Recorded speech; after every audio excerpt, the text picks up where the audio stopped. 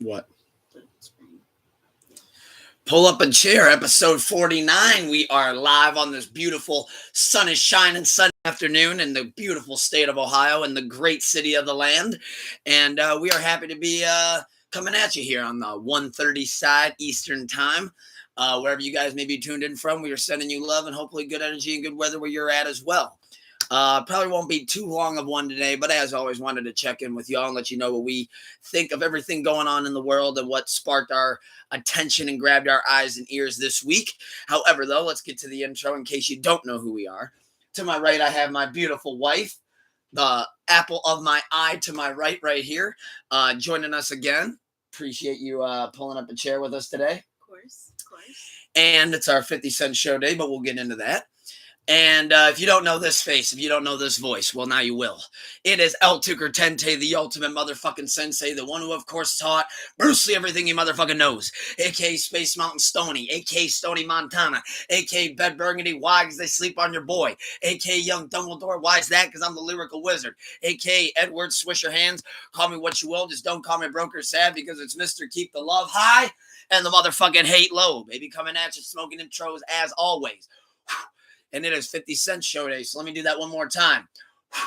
Getting ready for the 50 Cent show tonight. We will lead with that. We got 50 Cent. We got Jeremiah opening up. And we got Busta Rhymes, who just won the BET Lifetime Achievement Award. And we are celebrating 50 years of hip-hop tonight, which I'm sure will be on every beat drop. Looking very forward to that. We are live. We are outside tonight at Blossom. 50 Cent was the first rapper I ever actually heard. So it's going to be a full circle moment for me tonight when I get to hear it in the club and hear all those great records. As always, there's some couple wishful thinkings that I hope plays. If he can play Guess Who's Back, that would be ideal, but I doubt it. And if he can play How to Rob the Mob, that'd be cool, How to Rob. I'd love to see him do How to Rob. And I don't know if it'll happen. I really hope it will, but he's got so many hits to run through, though, that I don't know if Guess Who's Back or How to Rob can find its place in there. I'm not sure. I'm excited for the nostalgia feel. Oh, I'm yeah, excited for sure. Throw me back to 6, 7, 8, 9 years old, just jamming with my family at the backyard barbecue, First time you ever heard him? Oh, God, I don't remember. I think, actually, it might have been with my stepdad at the time. Was it in the club? Maybe. My memory is not as good. I don't remember the time, place, and day of the year it was when I listened to a song. I can damn near tell you how my dude's house was smelling the first time I heard 50 Cent. No, I don't have that good of a memory, but I think like one of the first times I've heard it was probably in the club or Candy Shop. Candy Shop. Why did I say Lollipop? You almost said Lollipop. He was on the Carter 3 and we didn't even know. No, I'm looking really forward to that. I think Busta's set's going to be incredible. We got to get This Means War. I know he plays Don't Ya, which I'm kind of surprised. I'm kind of surprised by that. Look at Me Now. I'm sure he'll do his verse on that because that's kind of what made him known by everybody, I feel like, was the Look at Me Now verse of all things. Jeremiah is going to be up there. Hoping that everybody remembers him. Oh, as soon as he plays Birthday Sex, every person who ever lost their virginity in like high school listen to that. Listen to Birthday Sex? That was the Jeremiah joint? maybe that was my generation, but that was definitely a thing. Yeah, I don't know what the new generation is. They got to pick a 7-second loop out of a TikTok. Maybe. No, I don't know. I don't even know. They might call that one politically incorrect. Oh, maybe. Like, why does it have to be wet? Yeah, that's true.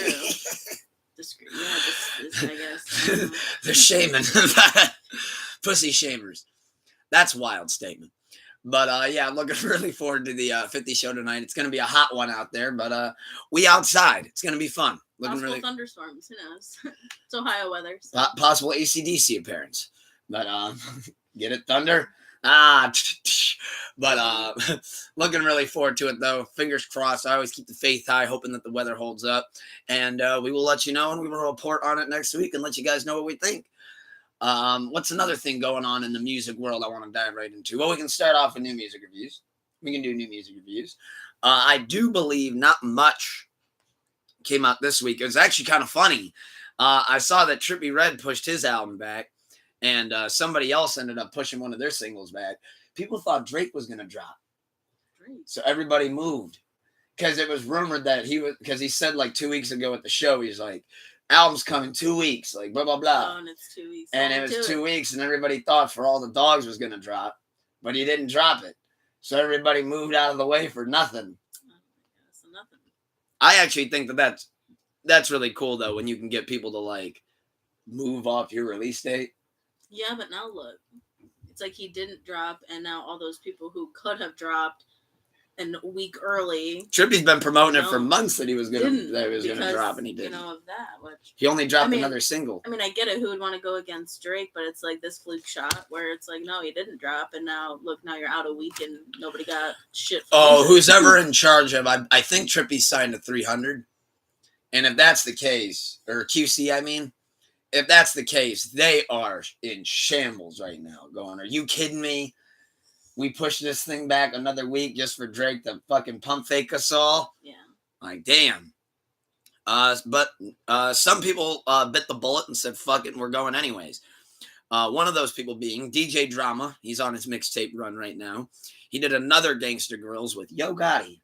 You like Yo Gotti? I remember it, yeah. A couple features on here. He's got Rich Homie Quan, Moneybagg Yo, a bunch.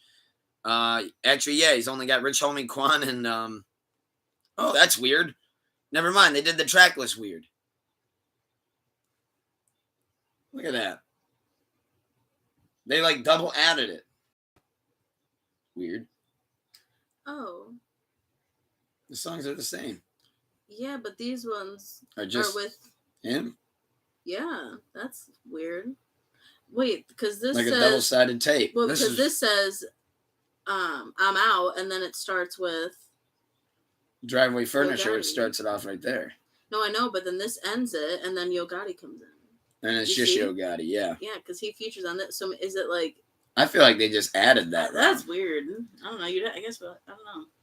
That is weird why they did that. I'm not sure why you got. Go check out Apple Music. It looks weird. Yeah, see if you guys can make heads or tails of this shit. But I saw Yo Gotti and Drama dropped. However, I did not listen to that yet. I used a vacation day for my day job on Friday, which is where I usually get to listen to a lot of the new music. So I did not make it around my full lap like I usually do. Tyler Yavea, I'm not even sure how I'm saying this here. He dropped an album. Has Young Blue, Chris Brown, Ty Dolla $ign, Dej Loaf is a name I haven't seen in a minute, and Choosy. So he dropped. I know he did a couple records with Post Malone that I heard before. So shout out Tyler. Post Malone dropped a deluxe, which I only have one little negative critique to say about that.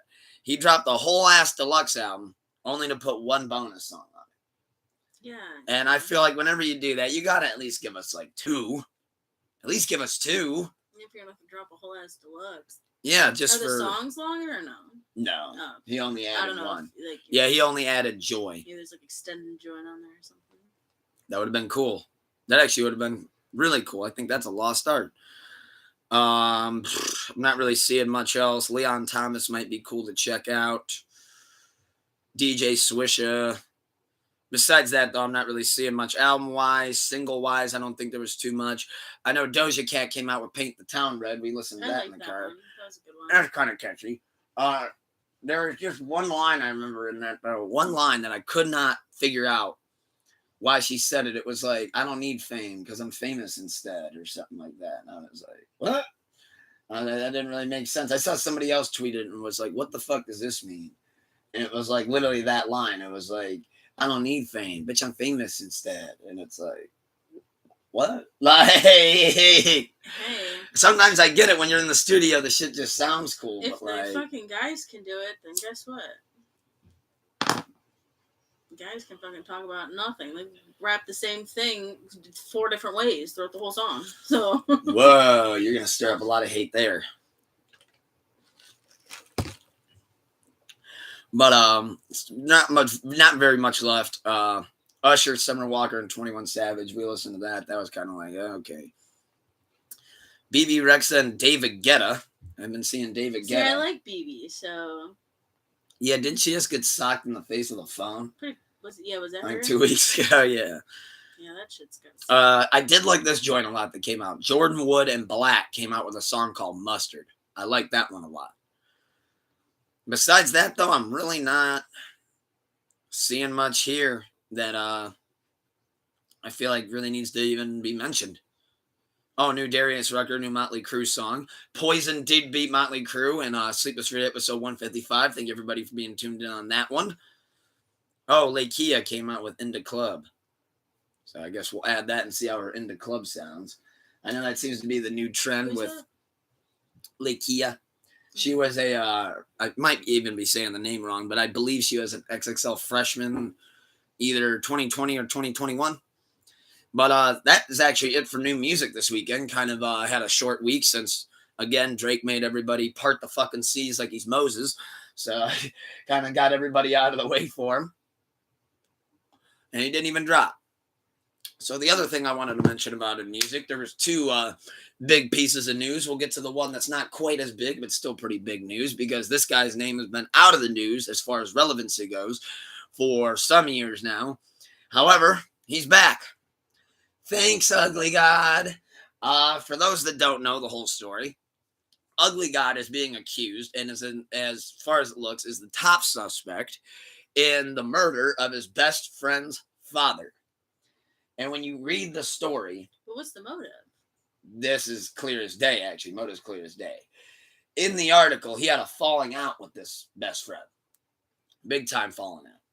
And this best friend posted a picture or something and posted on the internet like a week or two ago of him outside Ugly God's mom's house as like a threat. Like, that's like the ultimate hook threat. Like, oh, I know where your mom lives. Like, and that was him sending the threat. Like, however this goes, like, now I know where your mom lives.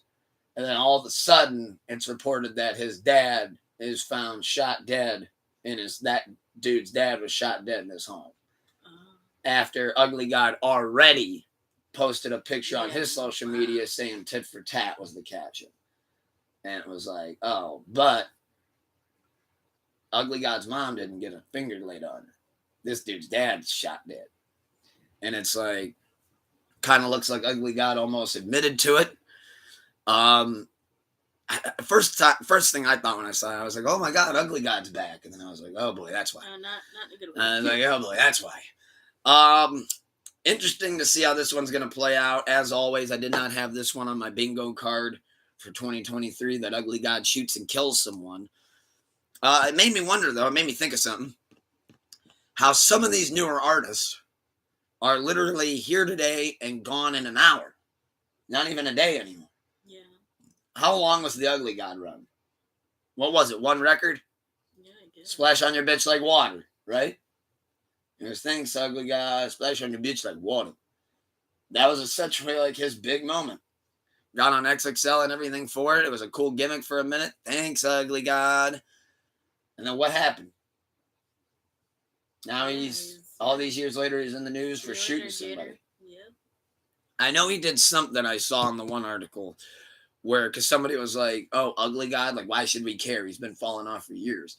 And somebody was like, even though he doesn't do the music stuff anymore, supposedly he turned into a gaming streamer. Oh. I didn't know he did all that. So supposedly that flipped into his income was being a gaming streamer. Yeah, I could see, yeah. But that's huge. Yeah. That speaking of which, that's we can pivot right into that, speaking of streamers. But as far as Ugly God goes, though, gotta see how it pans out. That's some fucking wild shit, though, to see in the news that Ugly God is a suspect in a murder. But R.I.P. to the family. Yeah. R.I.P. to anybody affected by it as well. Crazy shit for sure. And got to see how it plays out. As far as another streamer goes, though, Kai Knet was charged with, I believe they charged him with like inciting a riot or starting mayhem, something like that. But did you hear what happened to Kai Knet? If not, I'll recap everybody. No, I don't think so. Okay, so Kai Knet, to my knowledge, because I've never watched the guy for a second, so I'm just going based on what I know here, which is very little. I tried to make sure I had at least a little bit of basic knowledge before I go into this. Kai Knet is a gaming streamer / just a regular life Twitch streamer. Like he can get streamed just by sitting there talking to a computer screen. just like we're doing right now, essentially. Yeah. And that's kind of how he blew up. And then, of course, he does, a bunch of different things. He does giveaways. He's popular with different celebrities. I know he's had Yachty on the show, like on his Twitch streaming shit. He's even had Drake on there. So it's like he's, a big name in the culture. Well, yesterday in New York, he'd been promoting, or 2 days ago now, he'd been promoting it for a minute that he was going to do a giveaway. And he told people in New York City, like, meet me here, meet me here. Well, he underestimated his fame. Shitload of people came out. Crazy. But where it took a turn was he only had X amount to give away. He didn't have enough for everybody that showed up. I mean, he was giving away PCs. He's giving away money. He's giving away controllers, systems. PS5s are flying. Like, he's giving away a ton of shit. But when the stock ran low on his giveaway, the crowd, of course, started to turn on him.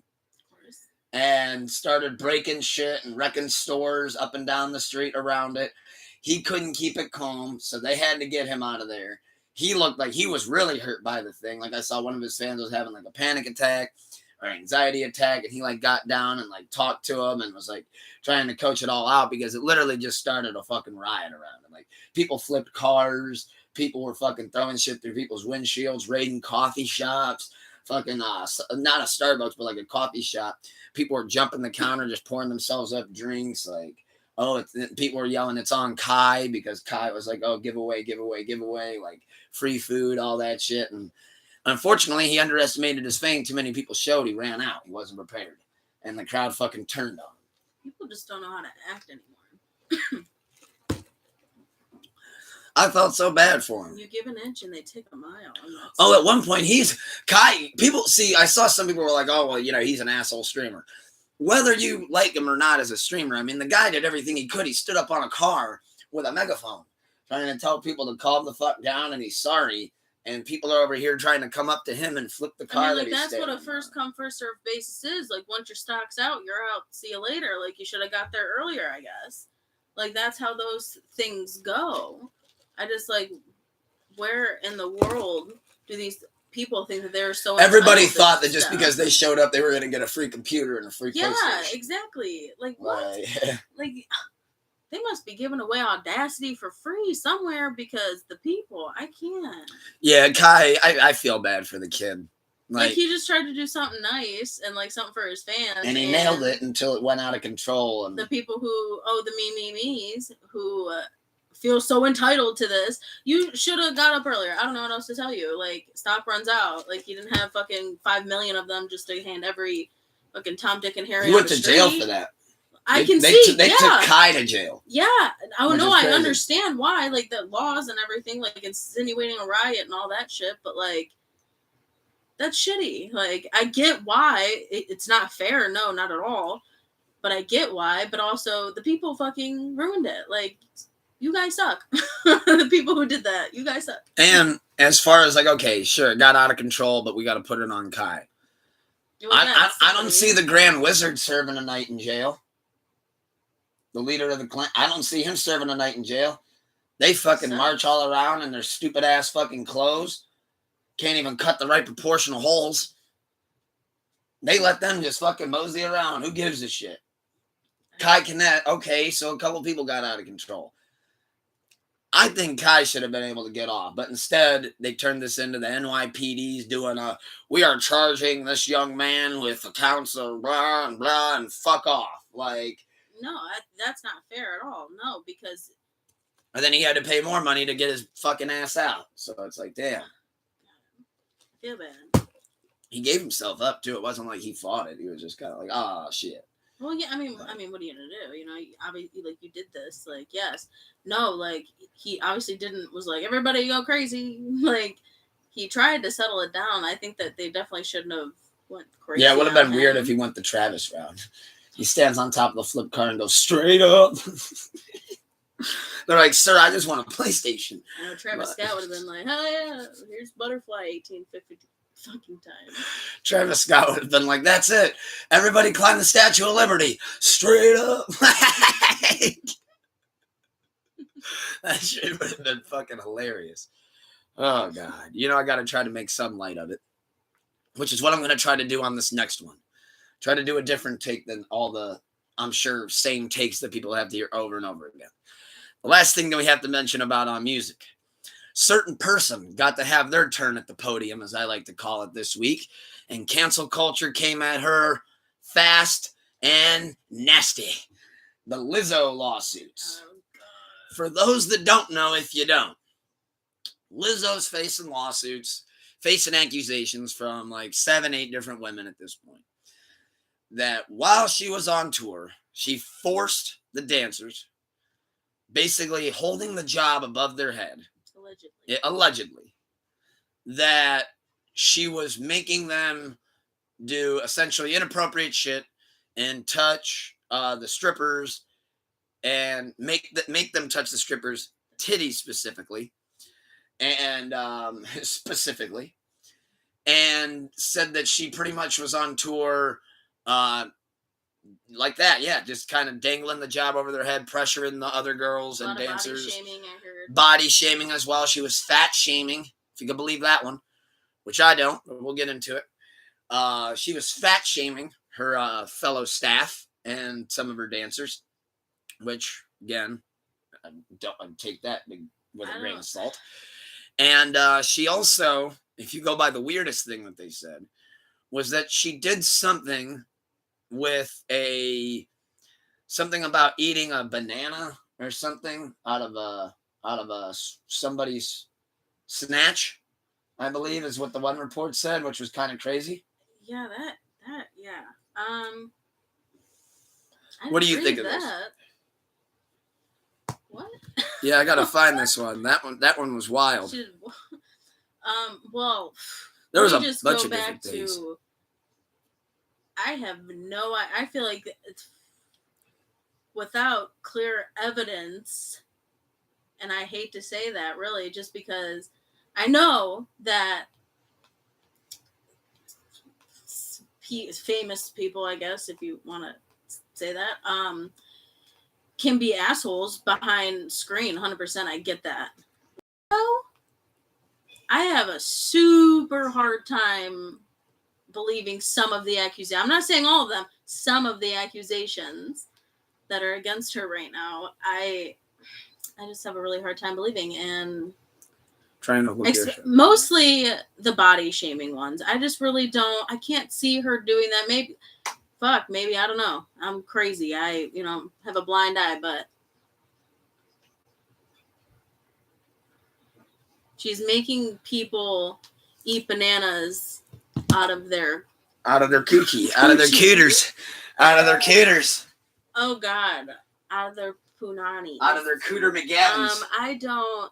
That's crazy. Okay, that's what Lizzo wants to do on her free time. All the things that Lizzo can do.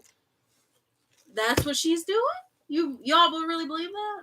I have a hard time believing it, but I will admit I'm wrong if it does come back to be true. I have no problem doing that, but I will stand my ground with Lizzo. Yeah, I think it's a twist is what we have a case of. I think it's super blown out of what the scene might have actually been. Yeah, and I feel like this easily could have happened to Cardi B. It could have happened to anybody, any of them. The other thing that I noticed about this is people got to watch how they're making themselves look stupid, even more stupid than this whole situation even is. Because, one, I think people need to quit playing and stop lying to themselves and lying to other people. Everybody waited for the Lizzo fail. For the when will Lizzo have a fuck up? We will jump on it like flies on shit. Then the story comes out, oh my God, Lizzo's fat shaming the other dancers. All that did was just kick open that door. So now a bunch of people can just let it fly and just let the jokes fly and cancel Lizzo. People wanted to see Lizzo fail. Which is crazy. Before this even happened. I mean, people were like dogging her to oblivion, and then it finally got to the point where like, now if you're making fun of her, you just look stupid. And then people got that ticket again to go, wait a minute, we can make fun of her and people actually think it's cool and like my tweet. Oh, cool, bet, I'm back. No, yeah, which some of the jokes I gotta admit were pretty funny. That's like crazy. I saw the one I was like don't- somebody asked Lizzo, and they used that Drake clip. They were like, "So Lizzo, are you fat or fat phobic?" And then it cut to Drake going, "Combination." Yeah, I don't believe it though. I mean, let's just go by the story. I like to break things down. So Lizzo shows up to work. They do their show. Show goes great. She gets back to the hotel afterwards, everybody, or gets to the back room and goes, "Hey, you know, we're going out tonight. We're going to celebrate. We're going to go to the club. I'm treating you guys. It's on me. Give you guys some cash. We're going to go have fun."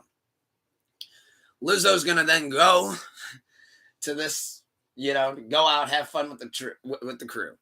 She has this huge positive image going. Super body positive, super just positive, just positive soul in general. Every time it's positive. So she's going to take that image that she's worked so hard for. The music's good. It's not like her music sucks. It's not like it's on a downward spiral and it's, oh boy, Lizzo's trying to make ends meet and doing crazy shit. Her career is thriving. She is going to throw that all the way to fat shame the other dancers and make the dancers grab strippers' titties. Like, I mean, how can you imagine that? How does that even sound? Lizzo hands her the money. You better fucking grab that titty, bitch. Get up there. That's what I'm having a hard time with. I need to know the scenario. I need to know what is the context, what's going on. How is she saying it? How is it coming off? Like, plus, is she joshing around? What is she doing? Like, what is? Could I see Lizzo in the club? I don't know. Could I see Lizzo lit in the club, going, "Hey, hey, hey," you know, like smack the stripper's ass, you know, something like that? Could I see her doing that? Yes. But even that. Do I see her going, "You're not dancing tomorrow night if you don't touch that fucking titty"? No, I just that just don't check out at the register. Like, it just don't make sense. Because I always go back to this. People just assume that people are just okay with throwing away their entire life's work. Yeah. For that? Yeah. For a grab that titty at the strip club and eat that banana out of God knows where? And, like, I do agree that there are some, like, you know, singers, whatever you want to, performers that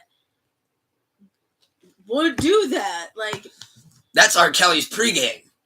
But that's like the Crystal Leia thing, like that kind of makes sense. Okay, I can see that dude doing that. Like, okay, but like I mentioned Kevin Spacey, he kind of looks like that. Yeah, that's he kind of looks like a perv. I was like, shit. I was like, he kind of had that. A couple of them, 100%, 1,000%. I do see it. Like, oh shit, no way, that did. Yeah, I can see Lizzo. No, I don't. Yeah. I can't. That one just don't make sense. It's just, I don't know. I did see though that prove me wrong, I guess. Two things on Lizzo's end. Her response I thought was good. Yeah. Because she also included there that every single one of those people throwing accusations out are people that she fired because she didn't feel like they were originally part of the crew. Not for any of the reasons given either. Just thought that they were bad energy, didn't want them around the team. Yeah. Which I see that too. That I can see. Then the other thing I saw is that she got the same attorney that helped Cosby, helped Jonah Hill, helped like a lot of different people in big time cases. So looks like she already knew I got to go get the best of the best because this is bullshit. Well, yeah, obviously. A lot of people forget though. We're not going to be hearing any new Lizzo for a damn good minute. That's for sure. Because whenever you got shit like this going on, you don't want to put out a single and it be a dud because half the people that were going to listen to you got you temporarily canceled. Yeah. But it'll be interesting to see how it pans out. I will say this. If it is confirmed true on any of this Lizzo shit, I do not mind eating words, but I will be thoroughly and really shocked. Yeah. If that comes out as any truth to that. I just don't see a world where that, like you said, where that could be the case. I just need the evidence, I guess, is what I'm going to leave it at. Like, how did it actually happen? Yeah, I need context. I need to know more about it. But that's all I wanted to mention as far as music this week. We can dive right into TV, movies, then just kind of go down the order. One thing that I did want to mention on a little bit of a sad note, but then we'll pick it back up, getting into TV and movies. I know I didn't watch the show, so I wasn't too familiar with him, but I know that a lot of people were, and a lot of people seem to be really affected by this loss. Wanted to say R.I.P. to the great Angus Cloud of Euphoria. He passed away, 25 years old, I think they said. That was really sad. Do we know why? Not that it matters. I saw some speculation. He was lumped in with a post of previous actors and musicians that have taken their own lives. Like Robin Williams was on there. Chester was on there. It was a suicide. I can't confirm. That's just my speculation. And the hashtag was Men's Mental Health Matters, which it does. And thank you. And if it was a suicide or a drug overdose, either way, men's mental health matters, and it is okay to not be okay. Thank you for that. Yeah, R.I.P. to Angus Cloud. That was very, very tragic. So hopefully, sending love and good energy to his family and everybody that appreciated his work and loved him as well along the way. To pick it back up, dive right into this. Jennifer Aniston gets a small turn at the podium. Not bad. Not a bad turn at the podium. But she owes Jamie Foxx an apology. I do think she owes Jamie Foxx an apology. Nothing that's unfixable. Just kind of made herself look stupid and jumped out a window before she even had to. And even a lot of the internet was like, some people jumped on board with it, but then once Jamie Foxx stated it, it was like, yeah, that's what he meant. But I guess I could see how it got a little bit twisted. Damn you, Kyrie. Kyrie and Kanye fucked this up. So you'll see where I'm going with this. For those that don't know, Jamie Foxx posted, I believe it was Friday night, and he posted on his Instagram story. And it was like, they do this, they do that. And he said, they killed Jesus. Imagine what they do to you. Jennifer Aniston, for whatever reason, thought it'd be a good idea to screenshot his Instagram story, post it on hers, and say, I do not stand by hate. Jamie Foxx is paraphrasing a little bit, but is no longer my friend. I do not stand by hate of any kind, period. Shared that. Jamie Foxx takes to Twitter yesterday and posts the whole thing on his notes app and goes, I see some people seem to be selectively outraged by my statement last night. He said, all I meant was they, as in the haters. He goes, I was referring to just like haters. Because I wasn't referring to a religion. I wasn't going there at all. He goes, so that must have been on your mind, not mine. And in which Jennifer Aniston, I saw, then took her IG post down and just put things happen, but it can, you can always make amends or something like that. And it was like a picture of like her at his wedding, like years ago. Oh no! And it's like, Jen. and then like an hour goes by, and then that post gets taken down. Oh fuck! And it's like, Jen, just hang back. Lizzo's taking all of the hate right now. Oh no! Just hang back. And I'm watching Friends right now too. But on the good note is, this is Jennifer Aniston, to my knowledge, her first blemish, of making herself look stupid. I think so. But my God, what an L. I thought it was funny. Jamie Foxx is over here going, you thinking I'm talking about the Jews? He goes, I'm just talking about haters. It was like DJ Khaled. Like, can you imagine if that was DJ Khaled every time that he said that if he was talking about the Jews? Like when he's on Hot 97, they don't want to see me win. They don't want to see me with a 6-foot lion statue in my front yard. They don't want to see me count these blue notes. Actually, no, they don't want to see you do that. Nobody does. They don't want to see me on a $50,000 jet ski. I don't think Jews care about the jet ski, Colin. They care why you spent $50,000 on a jet ski. Yeah, that's the part. Like, oh, hey, yo, shit. But yeah, Jennifer Aniston took an L, but it's okay. I did think though that the picture post was funny because it's like, when was this? It looks like it's from 2010. I'm like, Jamie Foxx is probably like, come on, just take that picture down. Why'd you post that? I was like, so fucking unnecessary. But I thought that was funny. So Jennifer Aniston took an L. Another thing took an L this week as well. That would be the Meg 2 that just came out with Jason Statham in it. Did you see anything like about that? I know I mentioned it to you a little bit earlier. A little pre-pod talk. I don't like those kind of movies. So. Yeah, you're not big into the shark attack. Well, those type of shark attack. Meg came out, and the first one came out, I believe it was like 2016. Yes. And did really well. If you remember, even I like the movie. I think it's funny. I actually think those movies entertaining. Definitely something to get high and watch and kind of just zone out to. The thing though about Meg is it had I believe it said a $60 to $65 million budget, so a big budget for the movie. All for it at the box office, it can't even break 10 million opening weekend, which that's well, never like you said, Barbie's still top dog. So, which I'm glad you mentioned that. That's one of the things I wanted to mention. The Barbie just passed $1 billion officially yesterday at the box office. Greta Gerwig can also say something. She is the first female director solely to direct a film, and it grossed over $1 billion at the box office. Greta Gerwig's the first one. Wow.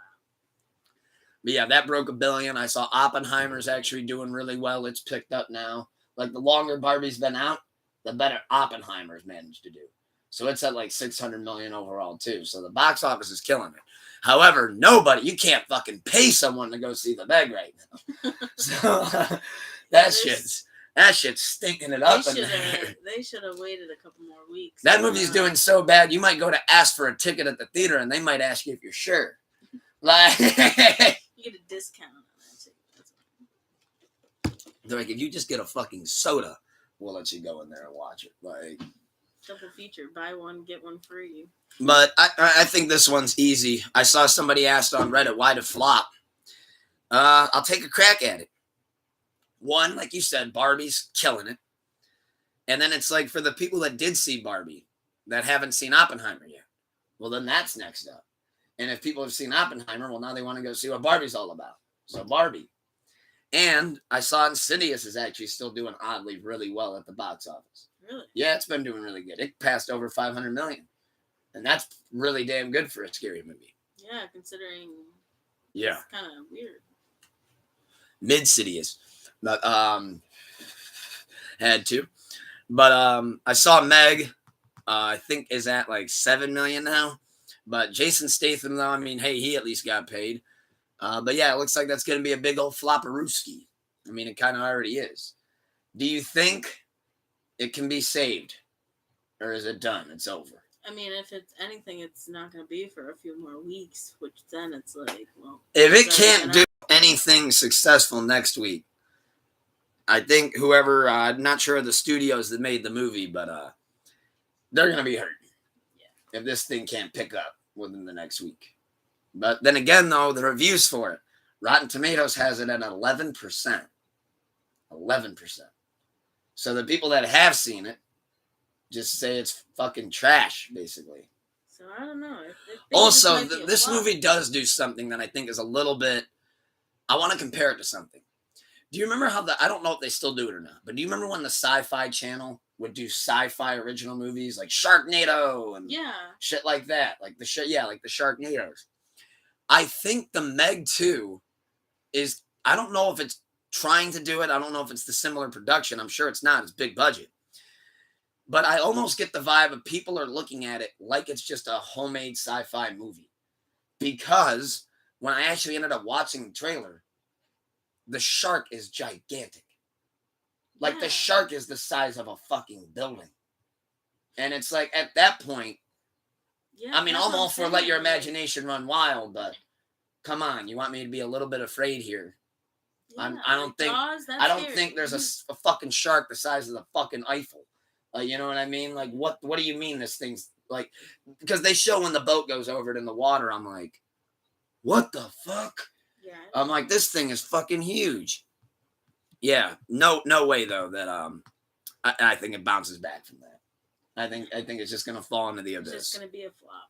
Flippy flop. But Barbie, shout out to Barbie passing $1 billion. Shout out to Greta. She deserves the love. Shout out to Oppenheimer. Christopher Nolan's been cleaning up. He definitely deserves the love. Next thing I wanted to mention, this would be actually stand-up special wise, and then we will move on to a couple other different things. Wanted to mention a special that we watched earlier this week, and this is actually my highly recommendation of the week, I should say. So, do you remember watching the Mark Norman special? The Mark Norman stand-up? Yeah. I really highly recommend for those that like stand-ups to watch the Mark Norman. And if you're sensitive, just stay away. Well, actually, if you're sensitive, you don't watch this show either. So I think you'll be just fine. Super, super funny. Love how he's able to balance on that line of like, where's he going? And then he goes there and it's like, okay, whew, shit. Like he didn't get himself canceled on that one. Let's see if he goes again. Like he teeters the entire time, but it's good. I really like his unique delivery too. Yeah, he does. Like that thing. I love it when he does those different faces. Like, I don't know about that. But really highly recommend the Mark Norman special. He fucking killed it. Super funny from start to finish. Another thing, I guess while we're talking about comedy, this is a good pivot into sports. Everybody was excited. Football's back, which football is back. Big round of applause, big cheers for that. But with football being back, that means one thing. Then the Browns are back to being below the other team on the scoreboard because we lost our first game of the preseason to one of the worst teams in the entire NFL. And they didn't even have Aaron Rodgers play. I don't even think as far as I saw because I didn't watch it. But from what I looked at the stats, they didn't even have Aaron Rodgers play and the Jets still beat us in the preseason.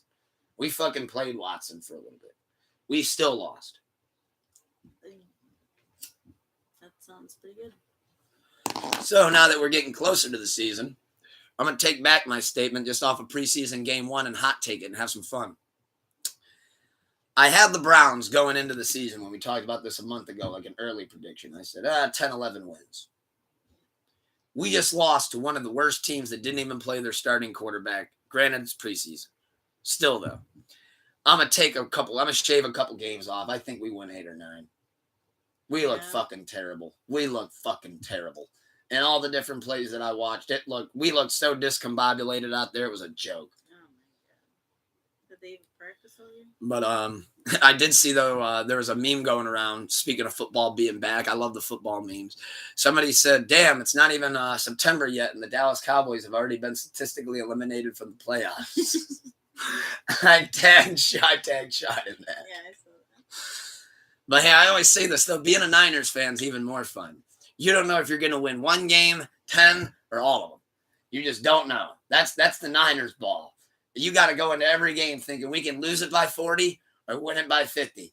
There's really no telling how this game's going to go. Some games we don't want to hold on to the ball. Sometimes we just want to throw it to the other defenders. So it's like, I remember when Nick Mullins was throwing the ball, every pass was making the sign of the cross. You'd see him cock that arm back, and you're like, Jesus Christ. And you'd like see it go into like a huddle of like 3 defenders, and you're like, yep, there it is. Like, fuck. Dude's throwing blind out there.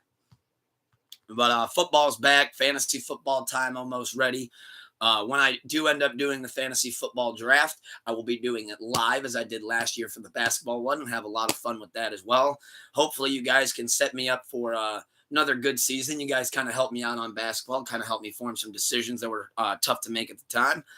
But yeah, football's back. Excited to see how the preseason pans out. Let a few more weeks go by before I do the draft, just so you can get all the training camp and preseason injuries out of the way.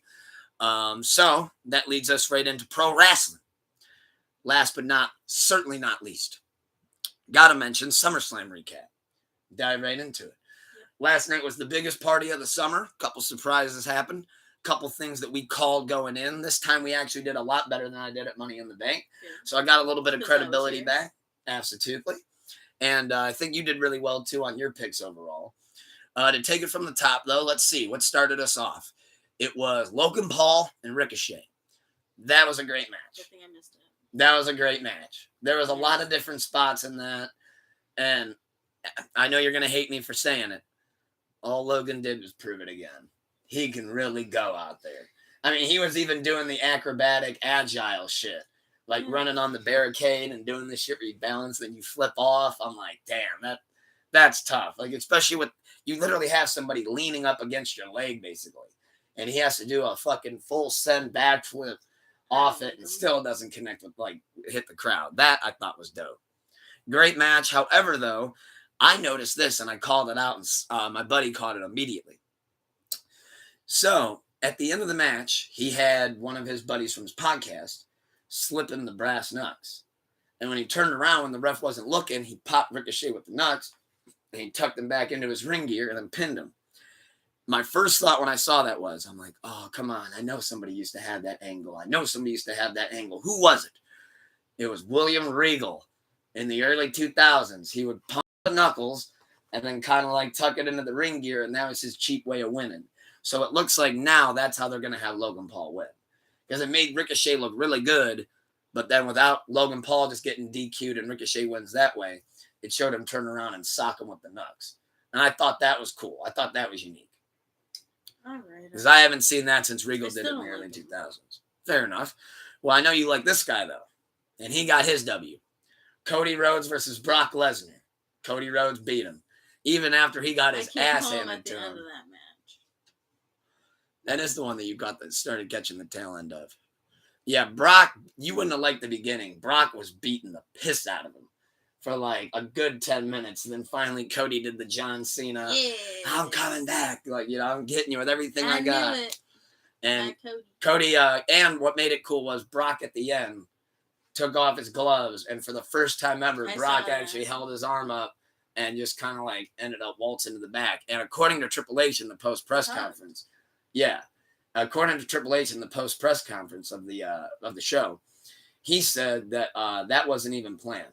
That was just something that Brock wanted to do out of respect of like, damn, Cody took it to me after I literally just unleashed on him. Cody. So now it looks like he will be one step closer, hopefully, towards finishing the story. The other match I wanted to mention, I'm trying to think, how did the order go? I got it in my phone. I want to say the third match was Seth and Finn. No. Third match was the Slim Jim Battle Royal, which that was one of my highlights of the night was the Slim Jim Battle Royal. They did the surprise return was for the Slim Jim Battle Royal, which I actually don't know if you heard who it was. The 25th entrant, it was Omos. Yeah, I saw. Okay. Omos. Oh yeah, you said you were here for that one too. Yeah, that was the first match I watched. However, though, the person that won the Battle Royal, I think, is much deserved. Because if he wouldn't have been on the card, I mean, that would have been fucked. I mean, everybody looked like they had their shirt on there. And speaking of everybody, if you don't know who I'm talking about, it's the one that's got everybody saying, L.A. Knight, yeah! And he was on fire last night. Love seeing him throw Sheamus over the top rope. L.A. Knight, much deserved win. That's a megastar. You just got to push him to the moon. And I hope that push continues, and I hope they find a really good feud for him because that dude fucking deserves it. He's been trying to get over for years, and then he finally found a character that works. Every promo's fire. Matches are fire. We got to make it happen. We got to get him up there. At least give him the World Heavyweight title. Like a good feud with Seth. Next match, which I actually thought they made the best of the situation, was Shayna Baszler versus Ronda Rousey. Now... that I thought they made the best of it. It was a good match. Shayna won, which I think is much deserved. Which then brings me to my next question, which we kind of talked about a little bit before. So Shayna wins. Is Ronda done? Is that Apparently, it? I don't know anymore. You don't know anymore? You can't keep a tab on Ronda? Yeah, no, I can't. I don't know. I mean, maybe. Maybe she's slowing down too. I was thinking about it. At the end of the match, she did that like where the camera stayed on her. Mm-hmm. And she did almost like she didn't say it, but it kind of gave off that vibe of like, this isn't finished yet. Like, you got one over on me now, but I'm coming back. Who knows? But then again, there's also that vicious rumor going around that she might be trying to get back into the UFC. But then anytime she does an interview, she says how she just wants to be a stay-at-home mom. So it's like you really can't win with... That's why I have no idea. You really can't win with Ronda. She's keeping us on our toes. I don't even know if Ronda knows what Ronda's doing at this point. She just kind of goes job to job and just has fun. She's done with the fun. What'd you think of the match, though? Were you down for that? Yeah, it was good. Next match I thought was really, really good. Liked how they did it. The Ding Janada Gunther versus Drew McIntyre. If I could say it like him, I would, but I can't. I can't say it like Ludwig Kaiser. But Gunther versus Drew, I thought was definitely a really good match. I thought that was a standout. Obviously, when they start getting into that chop back and forth shit, that Gunther chop looks like that would smash my chest into pieces. Ow. What? Ow. Yeah. Like especially that one where he had Drew and like you could tell, I mean, he was sweating and everything, and he went. it was like, oh my God. Like, you could even tell Drew's like, fuck, dude. Like, damn. But I thought that was a great match. Made Drew look really good, but they want Gunther to continue the streak because I believe if Gunther can make it, I think they said it last night, like 3 or 4 more weeks, he surpasses the Honky Tonk Man's record, which I think at this point, they want to get Gunther number 1. But that also, though, there was a stat that they said last night during the match that actually kind of threw me off. Did you know that Gunther, since he's been called up to the main roster, has never actually been pinned? Nobody's pinned him. Really? No. He got thrown over the top at the Royal Rumble. He's been disqualified. He's never been pinned. Wow. That's weird. So I don't know exactly how long that's going to go on for. The last time they did something like that, it was Ryback. And yeah, he has me blocked on Twitter, oddly enough, Ryback. Swear to God. Shit's funny as hell. But that was a really good match. Seth versus Finn Balor. Seth Rollins versus Finn. Now, were you down here for that one? Because that one had a little bit of a surprise end. When Damian Priest came out, he was going to go cash in. Yeah. But then it got all fucked up, and then Seth was able to hit Finn with the stomp. Well, I thought that was a really good match. I mean, obviously Seth Rollins and Finn Balor, it's kind of hard to say that they wouldn't put on a great match, at least a 4 or 5 star anytime they're in the ring together. But I thought that was a really good match overall. Happy to see Seth retain. As always, he's mega over right now with the crowd, people singing a song. Really think that he deserves to hold on to it, and I'm interested to see where they go with this Judgment Day feud, because right now it looks like they kind of almost want to break up the Judgment Day, but then again, the Judgment Day is doing good because you got Rhea and Dom Dom, who they're doing great, but now there's turmoil between Damian, who looks like he might be turning face, but then last night, tell me if I'm wrong, I got a vibe that Finn almost might want to turn face. Yeah. Because remember when he was out, when he started to even walk down there, he's like, I don't need your help. I don't need you guys. I'm good. I got this. And it's like, well, which one of them's trying to turn face? Are you trying to turn them both face at the same time? I don't know. Because Damian was trying to come out and do I want to cash in and be a part of the match. Make this thing a triple threat. And it's like, well, what are we doing here? Yeah. I don't know. I think they need to specify that a little bit more and kind of see how that plays out starting tomorrow night on Raw. Which leads us to the next match, which I think was the best match of the night. This one was the show stealer. And it had a great little surprise at the end that I called last week on the pod, if I do say so myself. Asuka versus Bianca versus Charlotte. Now, we were saying last time that, to call back again, we were saying that we really didn't know who could win. Yeah. It was up in the air. And I felt the same during the match. I was like, damn, who's it going to be? Yeah. Only to come to find out, Triple H did a genius move, and it was none of them. Io Sky, instead of waiting to the end and cashing on Asuka, when everybody was down, she came down with the damage control. Hell yeah. And which I'll get into Dakota Kai coming back to, which was such an amazing moment. But Bayley came walking down with the briefcase and went, boom, bam. Hit Charlotte, hit Bianca, and then gave it to Io. And Io cashed in, became the first time ever in her career, the WWE SmackDown Women's Champion. And she most certainly deserves it. Yeah. Big round of applause for Io Sky and Damage Control. Amazing cash in, and then Dakota Kai, even though she's hurt, she came out, got in the ring, whole Damage Control hug. Bayley was crying. Io wasn't even crying. She was just That's so what I thought happy. Was funny. Yeah, she's just over here just smiling, holding the belt up. Couldn't believe that she just nailed it. Like you said, she was literally smiling so much you couldn't even see her eyes. She was just smiling. Yeah. She was cheesing from cheek to cheek. And much deserved moment. I think that feud, hopefully that they can get going with her and Asuka, would be incredible. I also saw that there's another New Japan star that was in WWE for a while that is going to be returning in November. Kairi Sane. I don't know if you remember her from when we first started watching, but Kairi Sane was one of the people that got cut during those infamous budget cut span. She's been killing it, though. She's absolutely incredible. Happy to see Kairi come back. Kyrie Irving. I'm trying to say it like Kairi Sane. But no, I'm looking really forward to seeing how this pans out, though, with the SmackDown Women's Championship. I really hope that they let Io hold on to it for at least longer than a month. Because I know Payback's right around the corner, and I don't want to see Asuka get it back that quick. No. I want to see Io actually get a good run with it because, you know, like we said, she actually, truthfully, I do believe deserves it. Which, amazing how they did the cash-in. So now there's only one briefcase left that we got to keep our eye out for, and that's for the men's. Last match I wanted to mention was the main event, Tribal Combat. Main event, Jey Uso versus the undisputed, reigning. No, that's like Samantha Irvin can do that one. If not her, Paul Heyman. But Roman Reigns versus Jey Uso.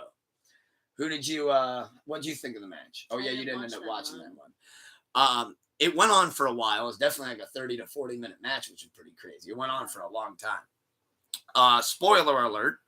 There was something that happened right at the end, though, that I feel like was the biggest surprise of the whole night. So Jey Uso, which it was one of those roller coaster matches, so I think you'll enjoy watching it. When he hit Roman with the third splash, they did that camera angle, which is perfect, where it's like, you know, here's the camera angle, the crowd's on their feet, even had me going for a split second because Michael Cole's losing his mind. He goes, Jey Uso hits him with the third splash. Is this it? Is he the new tribal chief? 1, 2. And you just see Jey get pulled out of the ring, and it's like, what the fuck? But it was Solo. So Solo pulls him out. Jay's trying to fight him off, and it turns into the ref gets distracted by Heyman. He gets the spike. So you're like, oh boy, here it goes. Roman, spear, Superman punch. And 1, 2, he does the infamous thing where he kind of hovers over you, that pinfall. Mm-hmm. Well, I forget what they call it. But he did that pinfall, and Jey Uso kicked out. And it's like, oh, shit. And then when they did the camera angle the next time, when Jey Uso went outside and he was grabbing a chair, grabbing like a kendo stick or something, some dude with a black hoodie jumped out of the crowd, started beating him down, and it was his brother Jimmy. And Jimmy took the hood off, and Jimmy sided with Roman Reigns and Solo.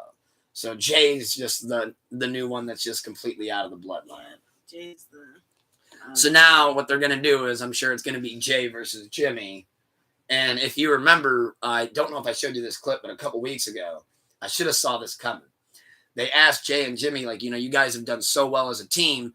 Is there anything that, you know, you guys have left to do that you still want to prove? Like maybe as far as singles competition goes. And Jey said, yeah, you know, me and Jimmy have talked about for years that we'd love to have a program against each other. And it's like, well, Triple H must have took that to heart. Either that or they already knew this was coming. Oh, yeah. That's crazy. So that's going to be exciting, though, to see how that pans out. Another thing that was mentioned during the conference last night that has some people upset, though, is Roman Reigns, after last night in SummerSlam, is reportedly not advertised for any WWE TV or any pay-per-view all the way up until Survivor Series. That's the next one that he's, like, advertised for. So he won't be at live events. He won't be at Raw. He won't be at SmackDown. And he won't be at the 2 pay-per-views leading up. He might go to Saudi Arabia, is the rumor. I think Triple H is getting sick of this shit. What? Yeah. God, that's why we got to get him out. Yeah. Hit off of him. Like, I almost wonder if you just should have gave it to Jey. But crazy, though. I don't know how he's getting away with that. I really don't. I really don't know what contract, Vince. Yeah, Vince hooked him up. Like, I saw Sheamus. Some of the rest of the roster's actually getting pretty mad at it. Like, I saw Sheamus was asked in an interview recently, like, he was talking about the Brawling Brutes and stuff, and he's like, yeah, you know, like, if we can get TV time. He goes, you know, for the past year and a half, he goes, it's bloodline, bloodline, bloodline. And he's like, you know, I'm sure it's got to be nice being Roman Reigns. He goes, I wish I had the luxury to only wrestle 3 to 5 times a year and make the kind of money he does. So now it's like the rest of the roster's noticed too, like, yo, I haven't seen my family, like, I'm doing all this shit, and Roman Reigns doesn't have to wrestle the Survivor Series? Yeah. Like, what the fuck are we doing here? He's the highest paid guy on the roster, and he wrestles less than everybody? No way. I'd be mad. I'd be getting that sucker off of him. There's some people in the indies getting paid with a hot dog and a hamburger. There's got to be something. Hot dog and a soda. Like, there's got to be something. something that they could do to get it off of him, like contract wise. I mean, you could do normally the scapegoat was always, well, who's got the briefcase? But there's not a snowball's chance in fuck that Damian Priest would ever cash in and beat Roman Reigns. Yeah. That would be done. That'd be done. My next guess, to be honest with you, is I think he loses next year at Mania.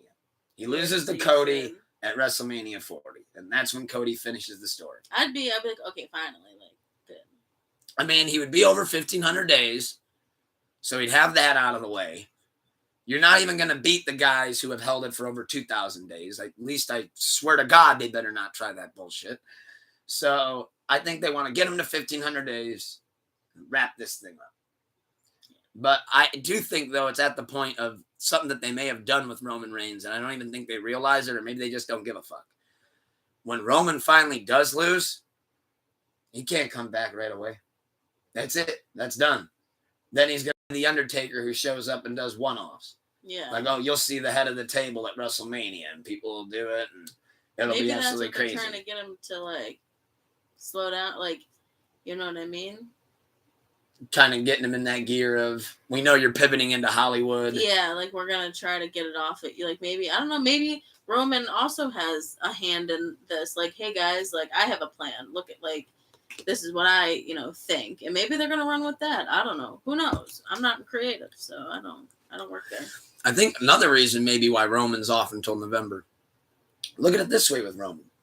How is he, so how, hold on, I was trying, my train of thought just kind of derailed right there for a second. So how would it look if he lost at Mania and then came back, like, what would his feud be? And I think another reason why he'd be off till November, which that was what I wanted to mention, is who else does he have as a contender right now? Right. Like, what would the storyline be?